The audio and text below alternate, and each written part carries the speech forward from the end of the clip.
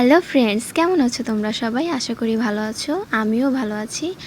বেশ অনেক দিন পরে তোমাদের সাথে একটা রান্না শেয়ার করতে চলে এসেছি। রান্নাটা খুবই সহজ, ঝটপট হয়ে যাবে। স্পেশালি যারা ব্যাচেলার আছো তাদের জন্য তো কথাই হবে না। একদম অল্প সময়ের মধ্যে রান্নাটা হয়ে যাবে।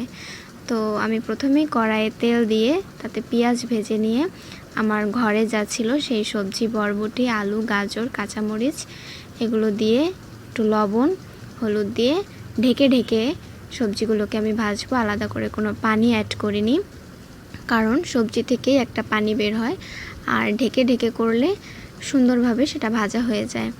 আর এই বাজারে গ্যাসের যে দাম, ভাইরে ভাই, জ্বালানির যে দাম, তাতে সব রান্নাই ঢেকে ঢেকে করবে, তাড়াতাড়ি হবে এবং গ্যাস জ্বালানি অপচয় কম হবে।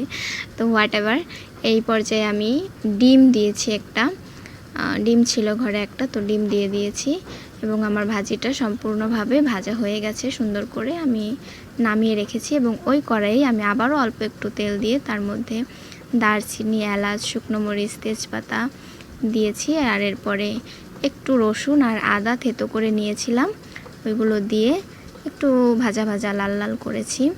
এরপর হচ্ছে পোলাওয়ের চাল ধুয়ে ওই মশলাটার মধ্যে দিয়ে আমি একটু নেড়ে ছেড়ে নেব। নেড়ে ছেড়ে বলতে কি, চালের ধোয়ার যে ভিজা ভিজা ভাবটা, ওটাকে আমি একটু ঝরঝরে করে নিয়েছি। তো আমি অল্প একটু চিনি দিয়েছি, অপশনাল, তোমরা না চাইলে না দিতে পারো। স্বাদ মতো লবণ দিয়েছি। তারপর আমি চালটাকে একটু নেড়ে ছেড়ে নিয়েছি।